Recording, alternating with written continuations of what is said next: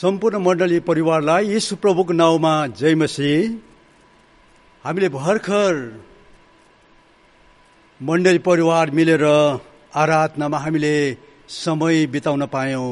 परमेश्वरको उपस्थितिमा हामीलाई यो आशिषमय समय परमप्रभु परमेश्वरबाट मिल्यो, जसले गर्दा हामी अहिलेको यस्तो वर्तमान परिस्थितिको बीचमा पनि हामी घर घरमा रहेर पनि यसरी उहाँको उपस्थितिमा हामी एकसाथ भेला भइकन आराधना गर्ने मौका हामीलाई भइरहेको छ। अनि यो आशिषमय समयको लागि हामी परमप्रभु परमेश्वरलाई धन्यवाद चढाउँछौं। केही हप्ता अघि, सायद 1 महिना अघि होला, मैले परमेश्वरको वचनबाट फलवन्त जीवनको बारेमा मैले केही कुराहरू हजुरहरूको अघि राखेका थिए। अनि विशेष पवित्र आत्माको फल प्रेमको बारेमा हामीले हेरेका थियौं। जुन फल तपाईँ मेरो लागि धेरै नै महत्त्व राख्ने कुरा, मुख्य कुरा छ भन्ने कुरा हामीले गएको केही समय अघि परमेश्वरको वचनबाट हेरिरहेका थियौं। यसै नै आज पनि म तपाईहरुको बीचमा राख्न गइरहेको परमेश्वरको वचन आत्माको फलबाट नै म आजको यो विषय पनि राख्न गइरहेको छु, जुन विषय प्रेम जतिकै महत्त्व र हामीलाई धेरै आवश्यक छ। आजको विषय पवित्र आत्माको फल, अनि यो विषय चाहिँ नम्रताको बारेमा हामी केही कुराहरू आज हेर्न गइरहेका छौं। गलाती 5को 22-23 पदमा यो फलको बारेमा हामी हेर्न सक्छौं। हामीलाई थाहा छ गलाती 5को 22-23। अनि यही प्रेमको फल अनि नम्रताको बारेमा आज हामी केही कुराहरू हेर्न गइरहेका छौं। तपाईहरुसँग बाइबल छ भने परमेश्वरको वचन धर्मशास्त्र बाइबलको फिलिपीको पुस्तक तपाईले पल्टाउन सक्नुहुन्छ। पाउल प्रेरितको पत्र फिलिपीलाई लेखेको फिलिपी 2को 1देखि 11 पदसम्म हामी पढ्नेछौं। फिलिपी 2को 1देखि 11 पद। तपाईसँग बाइबल छ भने तपाईले हेर्न सक्नुहुन्छ। फिलिपी 2को 1देखि 11 पद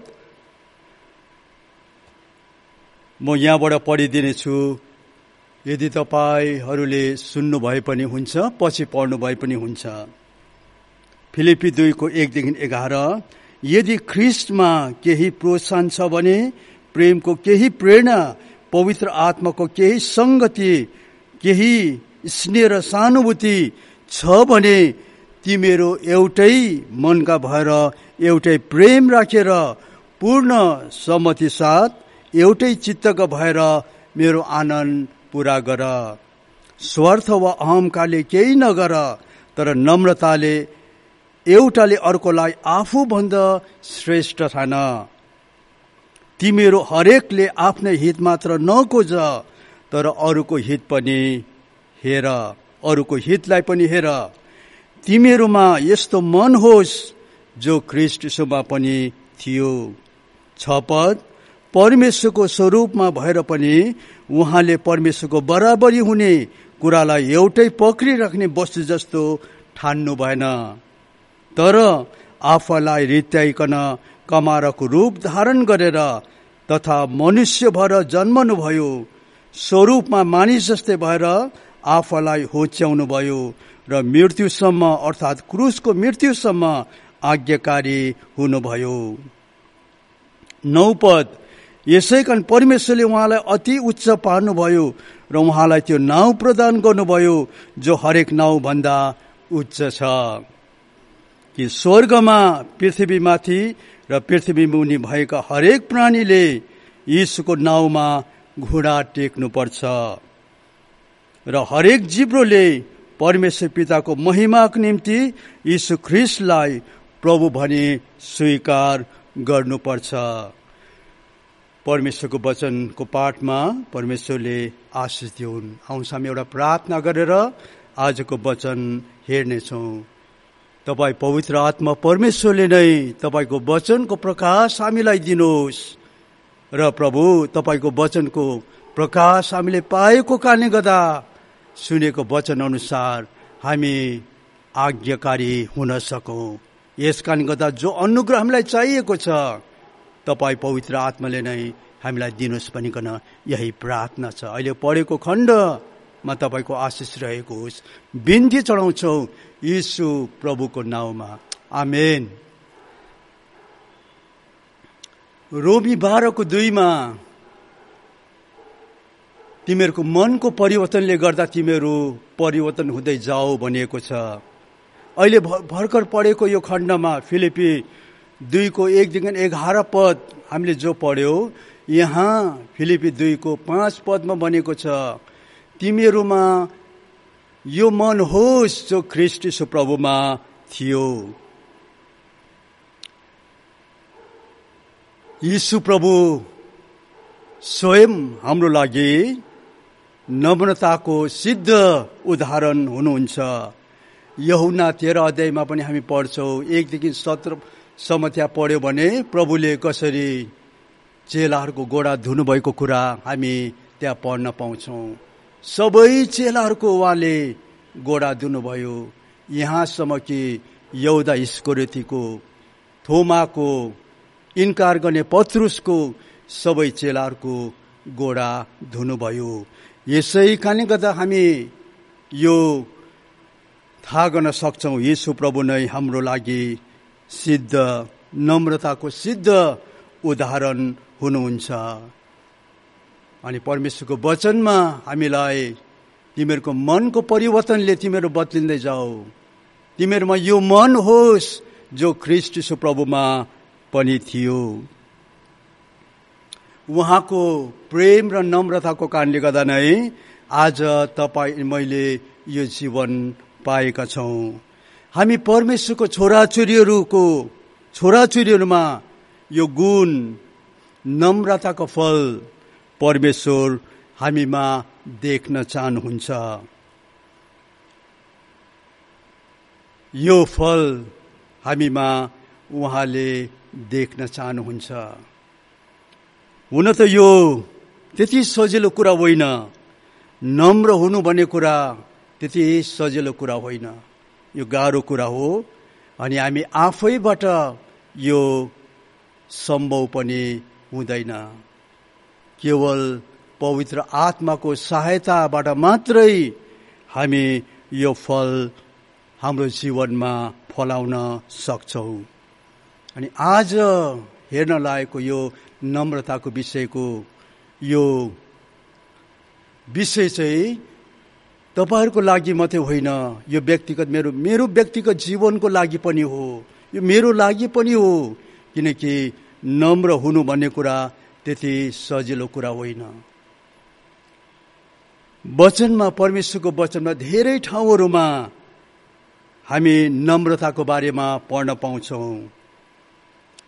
मत्ती 5:5 धन्य नम्र हुनेहरू किनभने तिनीहरूले पृथ्वीको अधिकार पाउनेछ।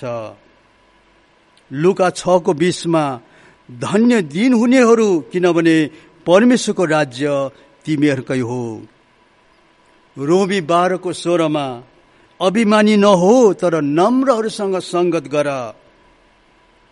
एफिसी 2:3 स्वार्थ वा घमण्डमा केही नगर तर नम्रतामा एउटाले अर्कोलाई आफूभन्दा श्रेष्ठ ठान। नम्रताको बारेमा धेरै ठाउँहरूमा हामी पढ्न पाउँछौँ।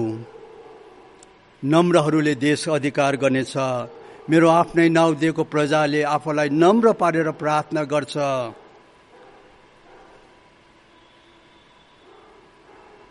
धेरै ठाउँमा हामी यसरी बाइबलको खण्डबाट हामी पढ्न पाउँछौँ। अनि तपाईँहरूलाई पनि यो कति धेरै कुराहरू नम्रताको बारेमा थाहा छ।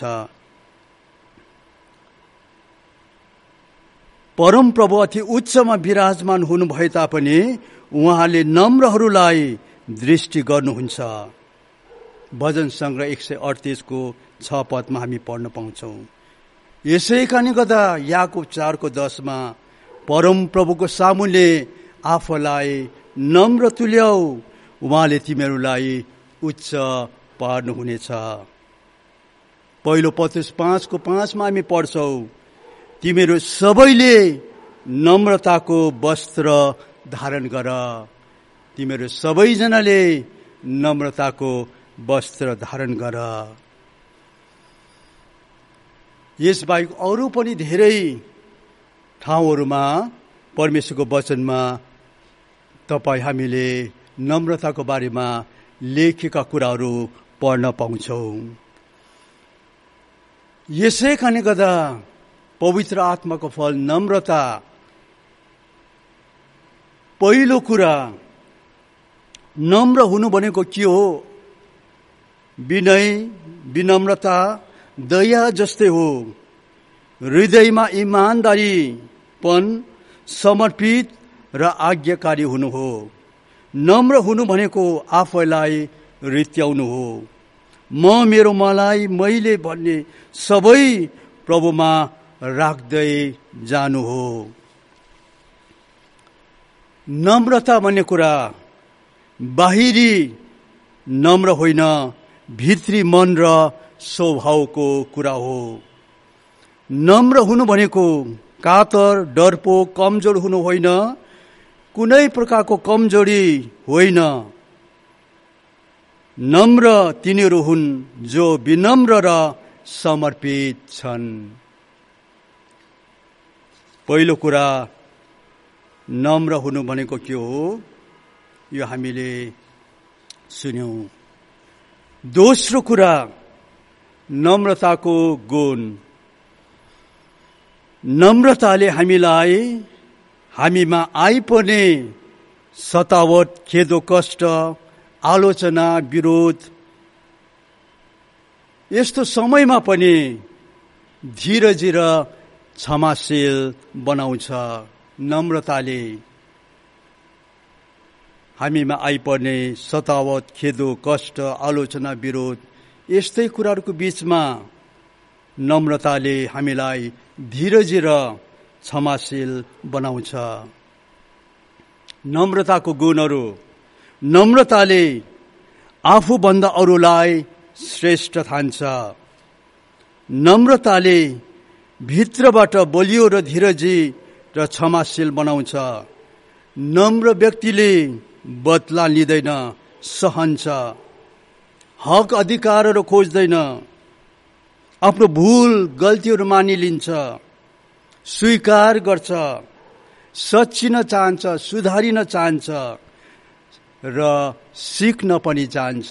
नम्र व्यक्तिहरू प्रेममा जिउँछ, सबै परिस्थितिमा स्थिर रहन्छ, सबै परिस्थितिमा धन्यवादी हुन्छ। मैले पदहरू लेखेर ल्याएको थिएँ, त्यो पदहरू हेर्ने छैनौं। नम्र व्यक्ति संसारिक हिसाबले चल्दैन, आफ्नै प्रशंसा खोज्दैन, सबै कुराको महिमा परमप्रभु परमेश्वरलाई नै दिँदछ। नम्र व्यक्तिले प्रेममा अरूको सुधार गर्छ। नम्र व्यक्ति पवित्र आत्माले डोराइन चाहन्छ। नम्रताको बारेमा दोस्रो कुरा, नम्रताको गुण। नम्र व्यक्तिहरू कस्तो हुन्छ? आफूलाई भन्दा अरूलाई श्रेष्ठ ठान्ने कुरा, क्षमाशील, बदला नलिने, हक अधिकारहरू, स्थानहरू नखोज्ने, आफ्नो भूल गल्तीहरू मानिलिने, सिक्न चाहने, सुधारिन चाहने, प्रेममा जिउने अनि सधैँ सबै परिस्थितिमा स्थिरै, सबै परिस्थितिमा परमप्रभु प्रति धन्यवादी हुँदछ। नम्र व्यक्ति तेस्रो कुरा, नम्रताको विपरीत शब्द अहम र घमण्ड हो। मैले आज नम्रताको बारेमा केही कुराहरू यहाँहरूको अघि राखिरहेको छु। नम्रताको विपरीत शब्द अहम घमण्ड हो। यसले आफैलाई उचाल्छ, अभिमान गर्छ। यो स्वभावले पनि हामी सबैजनामा नै यो स्वभाव छ। हामी कसैले पनि म नम्र छु भनिकन आफैलाई हामी भन्न सक्दैनौँ। यो हाम्रो मनभित्र लुकेर बसेको हुन्छ रे। यो हामी सबैमा नै यो स्वभाव छ। हामी कसैले पनि आफैलाई म नम्र छु भनेर भन्न हामी सक्दैनौँ।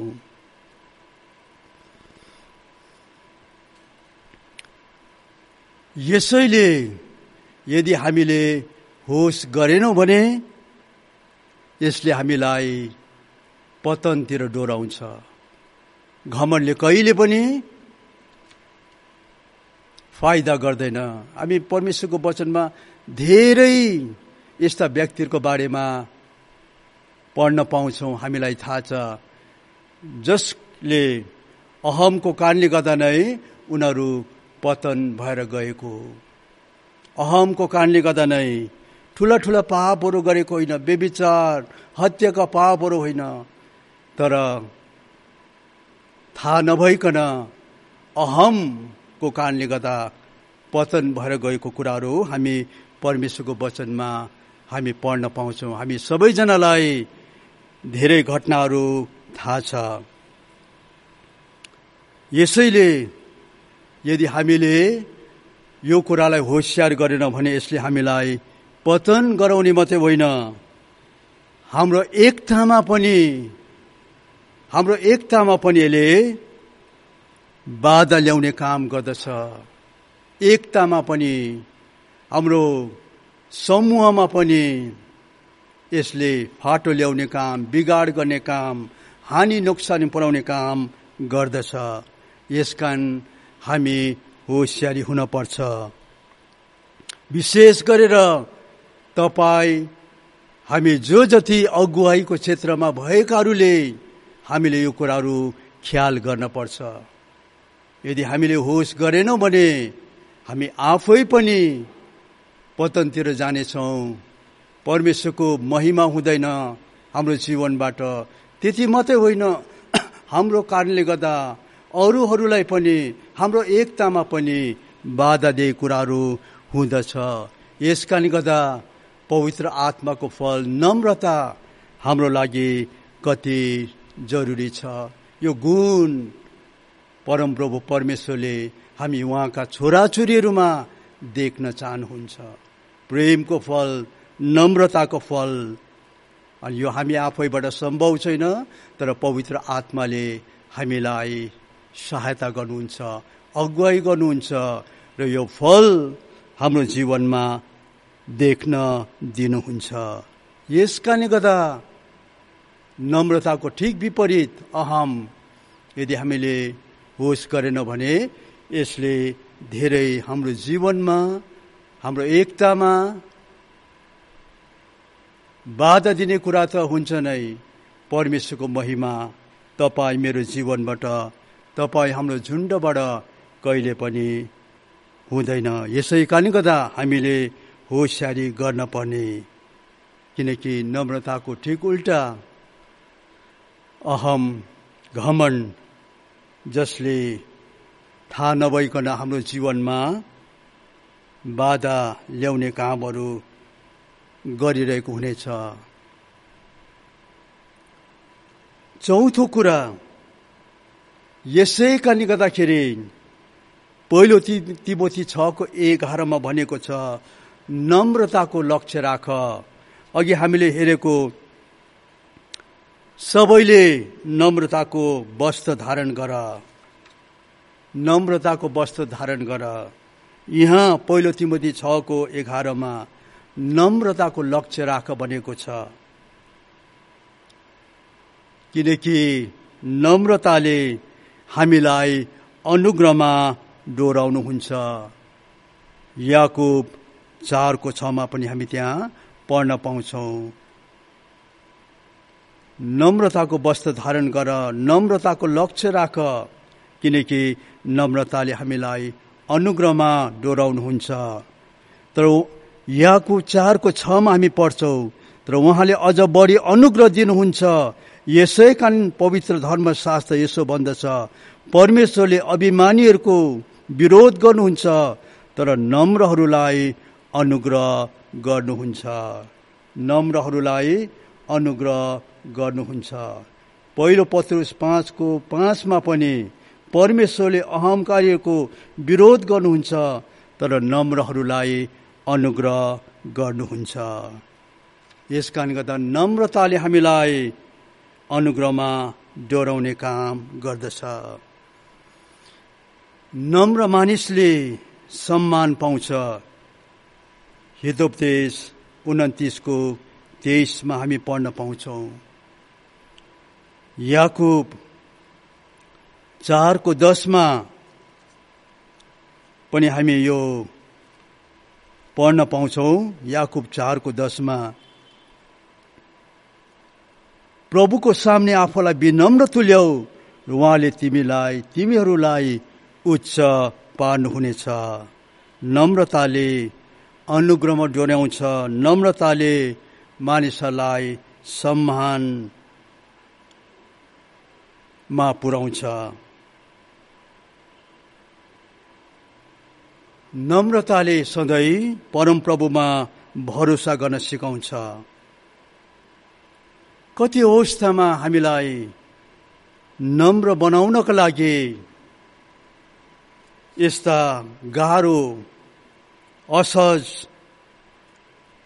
परिस्थितिबाट भएर पनि परमेश्वरले हामीलाई जान दिनुहुँदो रहेछ। हाम्रो बिगारको लागि होइन, रोमी 8:28 अनुसार उहाँलाई प्रेम गर्नेको लागि सबै कुरा भलाइको लागि नै उहाँले दिनुहुन्छ। यसकारण गर्दा यस्ता कति परिस्थितिहरूबाट बुझ्न नसक्ने परिस्थिति, गाह्रो यस्ता परिस्थितिबाट पनि उहाँले हामीलाई जान दिनुहुने रहेछ, ताकि जसको फलस्वरूप उहाँमा शरण पर्न, भरोसा गर्न, स्थिर रही अझै फलाउनको निम्ति उहाँले त्यस्तो परिस्थितिबाट हामीलाई जान दिनुहुने रहेछ।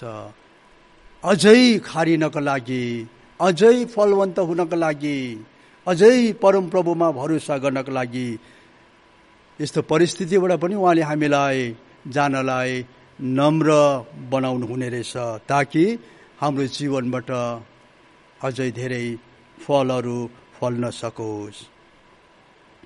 नम्रताले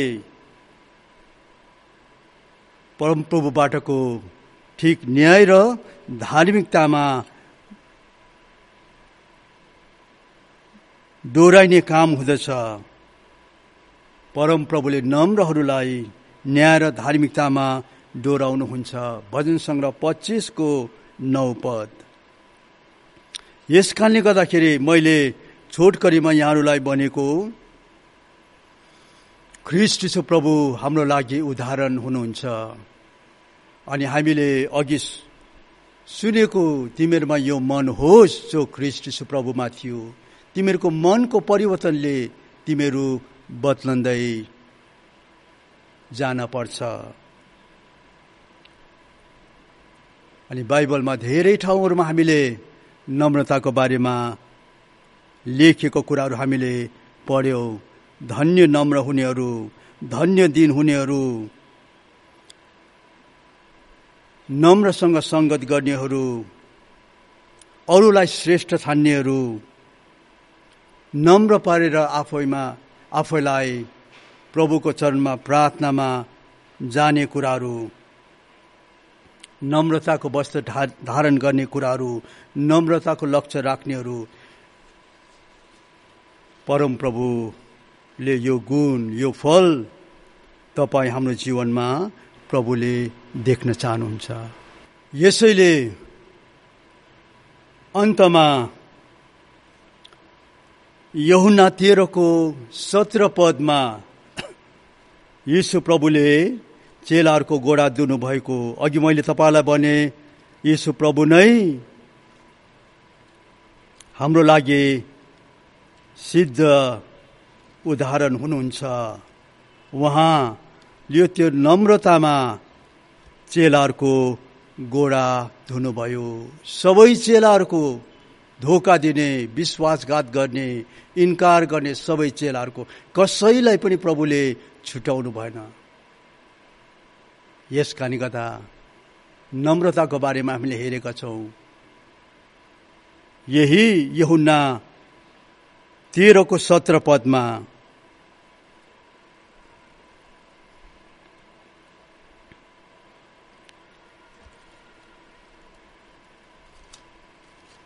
यीशु प्रभुले भन्नुभयो, यदि तिमीले यी कुराहरू जान्यौ र ती गर्यौ भने तिमीहरू धन्यका हौ। यूहन्ना 13:17 अन्तमा प्रभु मलाई अनि तपाईलाई त्यही भन्नुहुन्छ, यदि तिमीले कुराहरू जान्यौ र गर्यौ भने तिमीहरू धन्य हौ। सुन्यौ जान्यौ मात्रै होइन, तर आज्ञाकारी भयो भने तिमीहरू धन्यका हौ। आउनुहोस् हामी आखिरी प्रार्थना गर्नेछौं र आशीर्वाद पछि हामी यहाँबाट बिदा हुनेछौं। मत्ती 11:28-29 पदमा यीशु प्रभुले भन्नुभयो, यो खण्ड पनि हामीलाई थाहा छ। 29 पदमा मेरो जुवा आफूमाथि ल्याऊ र मसँग सिक, किनभने म विनय र कोमल हृदयको छु अनि तिमीले आफ्नो आत्मामा विश्राम पाउनेछु। म विनम्र र कोमल हृदयको छु, मसँग सिक। आउनुहोस् हामी प्रार्थना गर्नेछौं। प्रभु तपाईले हाम्रो जीवनमा त्यो नम्रताको फल देख्न चाहनुहुन्छ अनि हामी आफैमा यो कुराहरू सम्भव छैन। यो त्यति सजिलो कुरा होइन, तर तपाई पवित्र आत्माले जब हामीलाई सहायता गर्नुहुन्छ, हामी आत्माको अगुवाईमा जब हामी चल्न लाग्छौं, जब हाम्रो हृदयमा यो चाहना तिर्खा हुन्छ अनि पवित्र आत्माको फल, नम्रताको फल हाम्रो जीवनमा प्रभु हामी देख्न सक्छौं। यसै कारणले गर्दा तपाईले हामीलाई नम्रताको वस्त्र धारण गर, नम्रताको लक्ष्य राख। तपाईले नम्रहरूलाई अनुग्रह गर्नुहुन्छ। यसकारण गर्दा प्रभु हामीमा भएका अहमहरू, स्वार्थहरू, यस्ता धेरै कुराहरू छन्, हामी तपाईको चरणमा राख्दछौं अनि तपाईको नम्रताले हामीलाई भरिदिनुहोस्, ताकि हामी तपाईका छोराछोरीहरू पनि तपाईले चाहनु भए अनुसार त्यो नम्रतामा जिएर तपाईलाई महिमा दिन सकौं। यो अनुग्रह हामी सबैलाई दिनुहोस् भनिकन यही प्रार्थना छ।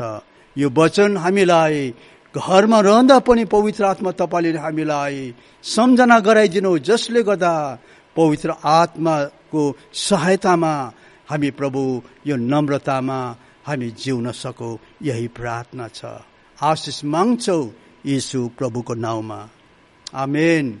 आशीर्वाद अब प्रभु यीशु ख्रीष्टको अनुग्रह, परमेश्वर पिताको प्रेम अनि पवित्र आत्माको संगति हामी सबैजनासँग सदा सर्वदा भइरहन्, आमेन। यहाँहरू सबैलाई यीशु प्रभुको नाउँमा जय मसीह।